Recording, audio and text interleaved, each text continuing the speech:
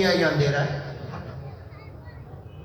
تو دل سے پتہ نہیں چلتا سورج کا، وہ کس سے پتہ چلتا ہے؟ آنکھوں سے پتہ چلتا ہے. اور انہوں نے فرمایا آنکھیں میری سوتی ہیں اس لیے نہیں پتہ چلا. سورج کے نکلنے کا پتہ آنکھ سے چلنا تھا، اور حضور علیہ السلام نے فرمایا آنکھیں میری سوتی ہیں. تو میں یہ عرض کر رہا تھا کہ جو کام شان نبوت کے خلاف نہیں تھے وہ اللہ نے حضور علیہ السلام سے کروائے. چنانچہ غزوہ خندق کے موقع پر اسی بخاری میں یہ روایت ہے، خندق کھودتے ہوئے جناب نبی کریم صلی اللہ علیہ وسلم کی 2 مرتبہ نمازیں قضا ہوئی. ایک مرتبہ حضور علیہ السلام کے ایک دن خندق کھود رہے تھے، مدینے پر دشمن کے حملے کا ارادہ تھا، کافروں کے سارے گروہ اکٹھے ہو کر مدینے پر حملہ کرنا چاہ رہے تھے. تو خندق کھودی، زمین کھودی جا رہی تھی تاکہ دشمن آگے اندر داخل ہی نہ ہو سکے، وہ مدینے تک پہنچ ہی نہ سکے. مدینے کے دفاع میں، مسلمانوں کے دفاع میں خندق کھودی جا رہی ہے. حضور بھی خندق کھود رہے ہیں، زمین کو کھود رہے ہیں. حضور اکرم صلی اللہ علیہ وسلم کی ایک دن 3 نمازیں آپ کی قضا ہو گئی، ظہر، عصر، مغرب، 3 نمازیں قضا ہو گئی. حضور علیہ السلام نے عشاء کے وقت میں پھر یہ تینوں نمازیں قضا صحابہ کو پڑھائیں، مگر ترتیب سے پڑھائیں. پہلے ظہر پڑھائی، پھر عصر پڑھائی، پھر مغرب پڑھائی، پھر حضور نے عشاء پڑھائی. امت کو بتا دیا کہ اگر تمہاری نمازیں قضا ہو جائیں پہلے قضا نماز پڑھو پھر ادا نماز پڑھو. اور قضا نماز کو جماعت کے ساتھ بھی پڑھا جا سکتا ہے اگر ایک سے زیادہ لوگوں کی نماز قضا ہو گئی ہو. یہ امت کو عملی پیغام دیا حضور علیہ السلام. اور دوسری مرتبہ حضور کی صرف عصر کی نماز قضا ہوئی. چنانچہ جب عصر کی نماز قضا ہوئی تو آپ نے مغرب کے وقت میں اس قضا نماز کو پڑھا، جو کہ مشغول تھے خندق کھودنے میں، تو پہلے عصر پڑھی پھر مغرب پڑھی. امت کو عملی تعلیم دی. تو جو کام شان نبوت کے منافی نہیں تھے وہ اللہ نے اپنے محبوب پیغمبر صلی اللہ علیہ وسلم کرائے تاکہ امت کے سامنے عملی تعلیم آ جائے. میرے پیغمبر کا عمل دنیا کے سامنے آ جائے کہ ایسی صورت میں کیا کرنا ہے. اور جو کام حضور کی شان کے خلاف تھے وہ اللہ نے انسانیت کو عملی اسلام کی تعلیم دینے کے لیے صحابہ سے کروائے تاکہ عملی تعلیم آ جائے. غلطی ہو گئی، اب وہ عورت کہہ رہی ہے یا رسول اللہ مجھے پاک کر دے. حضور علیہ السلام نے فرمایا اچھا تم سے غلطی ہو گئی، اب تمہاری سزا یہ ہے کہ تمہیں پتھر مارے جائیں گے، رجم کیا جائے گا، سنسار کیا جائے گا. شادی شدہ ہو کر کوئی بدکاری کرے اس کی اسلام میں سزا رجم ہے. لیکن تمہارے پیٹ میں ہو سکتا ہے بچہ ہو، اس کا کیا قصور ہے؟ جاؤ جب بچہ پیدا ہو جائے پھر آنا. بچہ پیدا ہونے کی عام طور پر جو مدت ہے وہ 9 مہینے، زیادہ سے زیادہ 2 سال ہے، کم سے کم 6 مہینے، عام طور پر 9 مہینے. ذرا سوچو کتنی مرتبہ دل میں شیطان نے ڈالا ہوگا اب مت جانا، کہیں چھپ جاؤ، انکار کر دو، تمہارے خلاف کون سا کوئی گواہ یا دعویٰ ہے. مگر وہ عورت پھر آتی ہے اور کہتی ہے یا رسول اللہ شرط پوری ہوگی، بچہ پیدا ہو گیا، اب تو میرے اوپر سزا جاری کر کے مجھے پاک کر دے. حضور علیہ السلام فرماتے نہیں، یہ بچہ تمہارا دودھ پیتا ہے، دنیا کی اس جہان دارالاسباب میں اس کی زندگی کا مدار تمہاری دودھ پر ہے، جاؤ اس کو دودھ پلاؤ. جب یہ دودھ پینا چھوڑ دے پھر ہمارے پاس آ. دودھ پینے کی عمر شرعی طور پر پیدا ہونے کے بعد 2 سال ہے بعض کے نزدیک، اور بعض کے نزدیک 2.5 سال. اب 2 سال یا 2.5 سال کا کتنا لمبا عرصہ ہے، کتنی مرتبہ دل میں آیا ہوگا اب نہ جانا. تمہارے خلاف کون سا کوئی گواہ ہے؟ اور حضور نے بھی نہیں کہا کہ تیرا جرم ثابت ہو گیا اب ہم تمہیں جیل میں ڈالتے ہیں. جیل تو تھی نہیں، چلو کسی کی تحویل میں دیتے تاکہ تم کہیں دائیں بائیں نہ ہو جاؤ. اب ہمارے ذمہ لازم ہے کہ ہم سزا جاری کریں، شریعت کا حکم نافذ کریں. لیکن حضور علیہ السلام نے اپنی صحابیہ عورت کو بالکل کسی کی نگرانی، ضمانت اور تحویل اور گارنٹی میں نہیں دیا. حضور علیہ السلام نے کسی کو اس کا پہرے دار مقرر نہیں کیا. کیونکہ حضور کو یقین ہے کہ جو اللہ کا ڈر، قیامت کا ڈر، حساب و کتاب کا ڈر میری کلمہ پڑھنے والی صحابیہ عورت کو پہلے لے کر آیا ہے، وہی ڈر دوبارہ بھی لائے۔ ان کے ایمان پر حضور کو یقین ہے۔ وہ پھر آتی ہے 2 سال 2.5 سال کے بعد، اس طرح کے بچے کو اپنے ہاتھوں اور گود میں اٹھایا ہوا ہے، اس کے ہاتھ میں روٹی کا لقمہ ہے جس کو وہ کھا رہا ہے اور چبا رہا ہے، اور آ کر عرض کرتی ہے اللہ کے پیغمبر اپنی آنکھوں سے دیکھ لیں، اب اس نے میرا دودھ پینا چھوڑ دیا ہے، اب یہ روٹی کھانے لگ گیا ہے، اس کی غذا اور خوراک اب میرا دودھ نہیں رہا، اب یہ روٹی بن گئی ہے، اب تو آپ میرے اوپر سزا جاری کر دیں اور مجھے پاک کر دیں۔ حضور علیہ السلام نے حکم کیا، گڑھا کھودا گیا، اس گڑھے کے اندر اس کو اتارا گیا، پتھر مارے گئے، مار مار کر اس کو ختم کر دیا گیا، وہ دنیا سے چلی گئی، جان اس نے دے دی۔ خالد بن ولید رضی اللہ تعالیٰ عنہ پاس کھڑے تھے، پتھر مارا، خون نکلا، حضرت خالد بن ولید کے چہرے پر پڑا۔ خالد بن ولید رضی اللہ تعالیٰ نے ناراضگی کا کوئی جملہ کہا کہ کس کا خون میرے اوپر پڑ گیا؟ حضور کو پتہ چلا، حضور نے بلایا، فرمایا خالد بن ولید تم نے اس کو پتھر مارتے ہوئے اس کے خون کا ایک چھینٹا تمہارے اوپر پڑا تو تم نے اس کے بارے میں اس طرح کا جملہ کہا۔ سنو، تمہیں پتہ ہے میری اس ایمان والی عورت نے، اس سے غلطی تو ہو گئی تھی مگر اس نے جو توبہ کی اس کے بعد وہ ایسی توبہ کی ہے کہ اگر اس ایک کی عورت کو، ایک روایت میں آتا ہے تمام مدینے والوں پر، اور ایک روایت میں آتا ہے میری پوری امت پر تقسیم کیا جائے تو اس ایک کی توبہ کی وجہ سے میری امت کے تمام گناہگار بخشے جائیں گے۔ اس نے ایسی توبہ کی ہے۔ عقیدہ یاد رکھو، انبیاء معصوم ہیں، صحابہ محفوظ ہیں۔ انبیاء علیہ السلام سے کوئی گناہ ہو نہیں سکتا، بلکہ گناہ ان کے قریب نہیں جا سکتا، اور صحابہ کرام سے اگر کوئی غلطی ہوئی، اور میں نے کہا کہ اللہ کا یہ نظام تھا کہ جو کام نبوت کے منافی نہیں تھے، جو شان نبوت کے خلاف نہیں تھے، عملی تعلیم کے لیے، پریکٹیکل تعلیم کے لیے اللہ نے وہ حضور علیہ السلام سے کرائے۔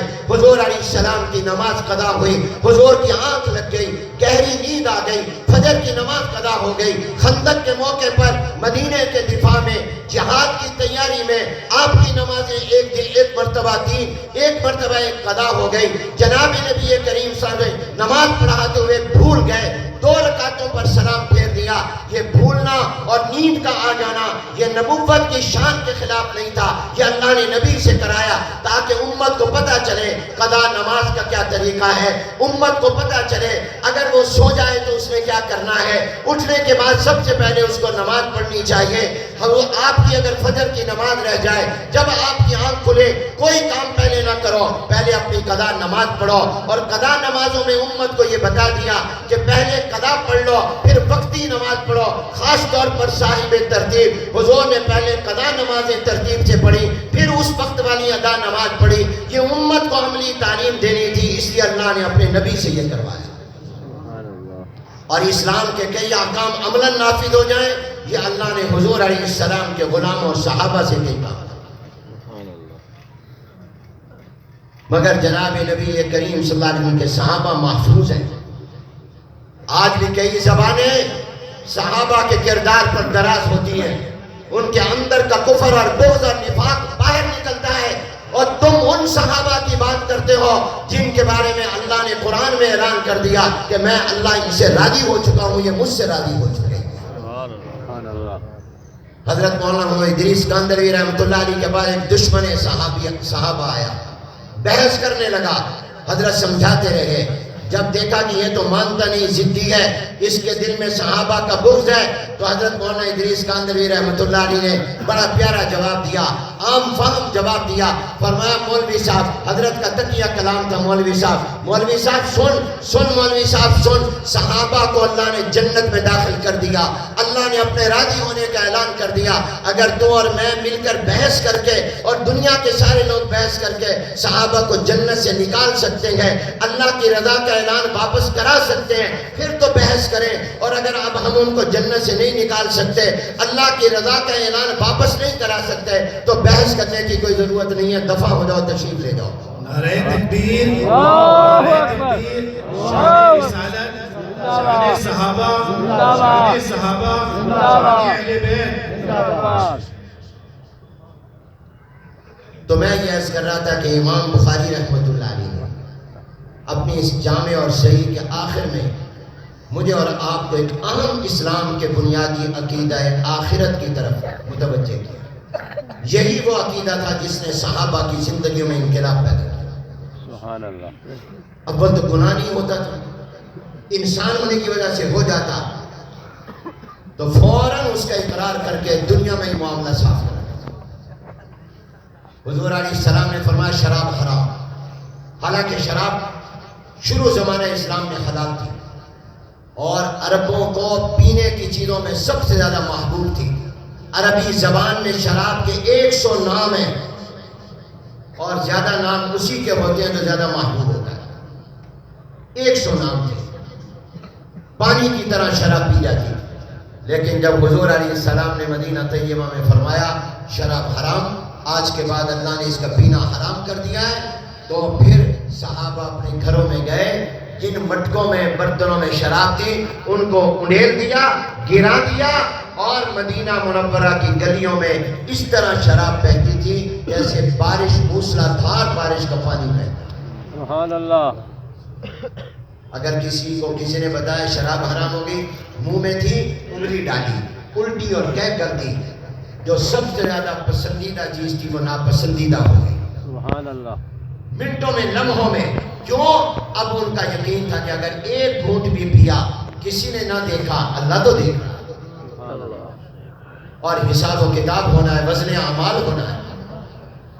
تو امام بخاری نے مجھے اور آپ کو سب سے اہم بنیادی عقیدے کی طرف متوجہ کیا۔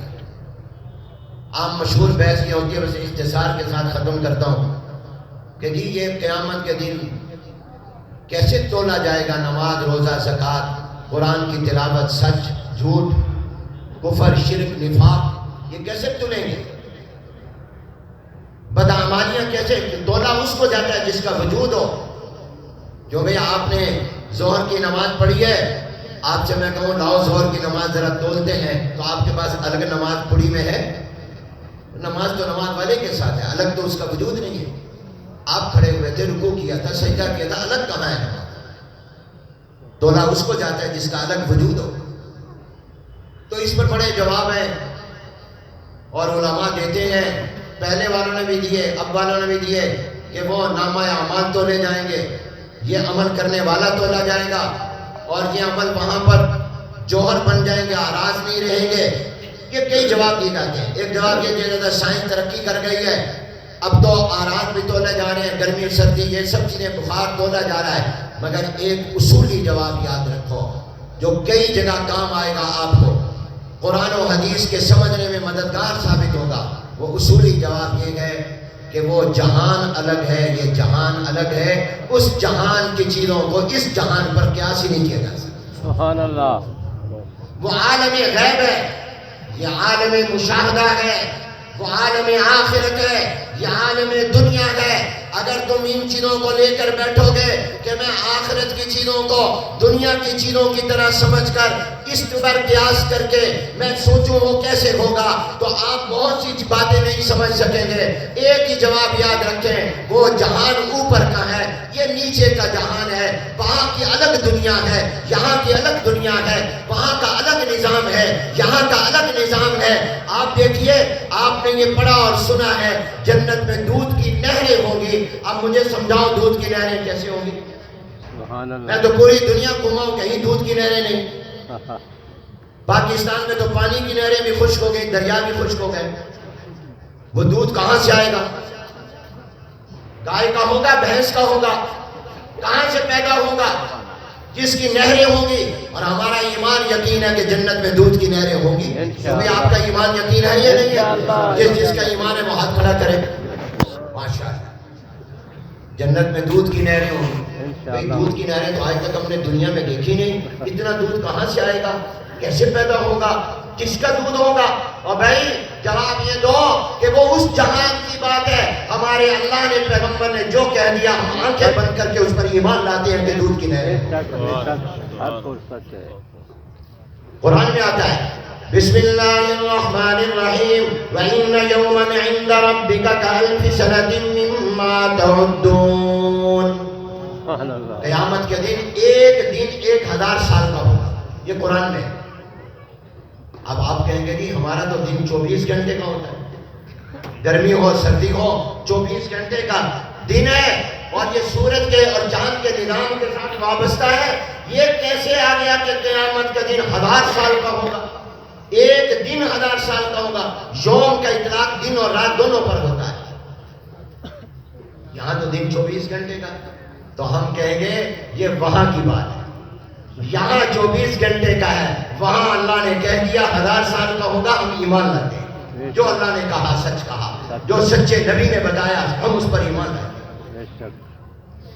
ایک حدیث میں آتا ہے، اسی بخاری شریف میں روایت ہے، ایک دن حضور علیہ السلام نے نماز پڑھائی، اور نماز کے بعد حضور نے صحابہ کی طرف متوجہ ہو کر فرمایا لقد عُرِضَتْ عَلَيَّ الْجَنَّةُ وَالنَّارُ.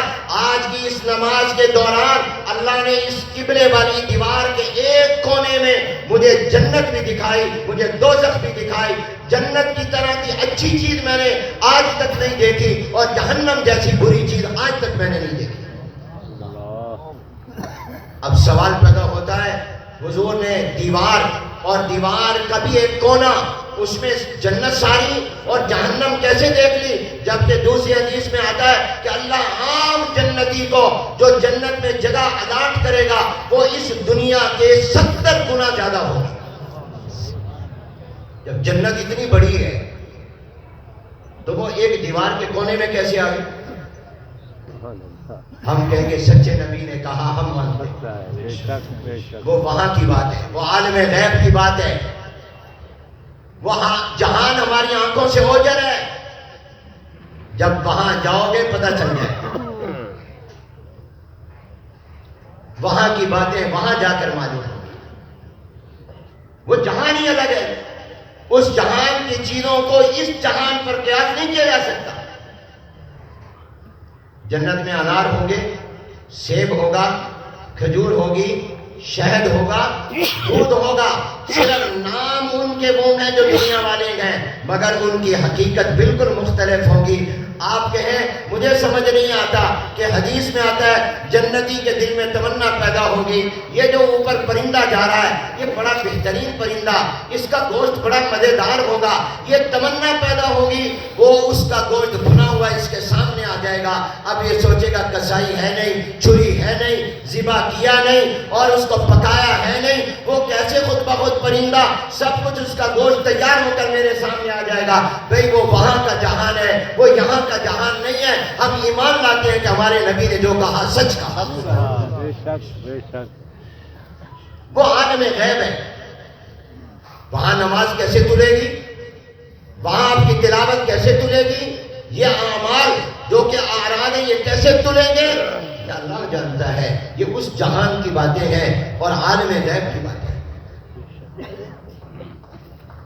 ہمارا تو ایمان ہے کہ ترازو حق ہے، تولا جائے گا. قرآن میں اللہ نے کہہ دیا بسم اللہ الرحمن الرحیم والوزن یومئذ الحق فمن ثقلت موازینہ فاولئک هم المفلحون. اللہ نے کہہ دیا تولنا ترازو حق اور سچ ہے. جن کے نیکیوں کے پلڑے بھاری ہو جائیں گے وہ کامیاب ہو جائیں گے، اور جن کے ہلکے ہو جائیں گے وہ جہنم میں چلے جائیں گے. قرآن میں اللہ نے کہہ دیا وَنَضَعُ الْمَوَازِينَ الْقِسْطَ لِيَوْمِ الْقِيَامَةِ. ہم قیامت کے دن ترازو رکھیں گے. اب وہ سوچتا ہے جی یہ ایک ترازو، کئی ترازو، اور کیا ترازو اتنا بڑا کہ تمام کے اعمال اس کے اندر تلے جائیں گے اگر ایک ہے؟ ہاں اتنا بڑا ترازو ہوگا. بعد میں آتا ہے کہ اس کے ایک پلڑے میں اگر 7 آسمان اور زمین کو رکھا جائے تو تب بھی وہ پورے اس میں آ جائیں گے اور جگہ پھر بھی بچ جائے گی. اب کہیں گے اتنی تکڑی تو ہم نے دنیا میں نہیں دیکھی. بھئی وہ عالم غیب کی بات ہے، وہ اس جہان کی بات ہے. جب جاؤ گے اپنے آپ پتہ چل جائے گا. مان لو جتنا بتایا گیا، جو نہیں بتایا گیا اس کی ہم مکلف نہیں. ہم سے نہیں پوچھا جائے گا یہ تفصیلات تمہیں معلوم تھی کہ نہیں معلوم. جتنا اللہ نے بتا دیا اتنا ہم مکلف ہیں، پابند ہیں، اتنا ہم ایمان لاتے ہیں۔ اللہ سچا، اللہ کا پیغمبر سچا، اللہ کا قرآن سچا، نبی کا فرمان سچا، سارے کہو سچا، ہم ایمان لاتے ہیں۔ ہمیں تو ایمان بالغیب کا کہا گیا، شروع میں ہی کہہ دیا اللہ نے، بسم اللہ الرحمن الرحیم، الف لام میم، ذالک الکتاب لا ریب فیہ، ھدی للمتقین الذین یؤمنون بالغیب۔ سبحان اللہ۔ دیکھے ایمان لاتے ہیں۔ ہم نے جنت کو دیکھا نہیں، ایمان لاتے ہیں۔ دوزخ کو دیکھا نہیں، ایمان لاتے ہیں۔ پل صراط کو دیکھا نہیں، ایمان لاتے ہیں۔ کوئی کہے وہ کیسا پل صراط ہوگا جو تلوار سے زیادہ تیز ہوگا، بال سے زیادہ بری، کہ اس جہان کی بات ہے، یہ عالم غیب کی بات ہے، جب وہاں جاؤ گے پتہ چل جائے گا۔ تم اتنے مکلف ہو کہ مانو کہ پل صراط ہے، بے شک ہے، جتنا بتا دیا گیا وہ سچ ہے۔ بے شک سچ ہے۔ جنت کو دیکھا نہیں مانتے ہیں، دوزخ کو دیکھا نہیں مانتے ہیں، قبر کو دیکھا نہیں مانتے ہیں۔ اللہ کے حساب کتاب کو جتنا بتا دیا گیا اور جو نہیں بتایا گیا، جو بتایا گیا اس کو بھی مانتے، جو نہیں، جو بھی اللہ کے علم میں ہے وہ سب مانتے ہیں۔ تو امام بخاری نے ایک تو آپ کو مجھے آخرت کا عقیدہ بتایا اور دوسرا یہ بتایا کہ تم اس بات کے مکلف ہو کہ جو تمہیں قرآن نے اور اللہ کے نبی نے فرما دیا تم اس پر ایمان لاؤ۔ اللہ تعالیٰ ہمیں ایسا ایمان نصیب فرمائے۔ اصل ایمان ہے ایمان بالغیب۔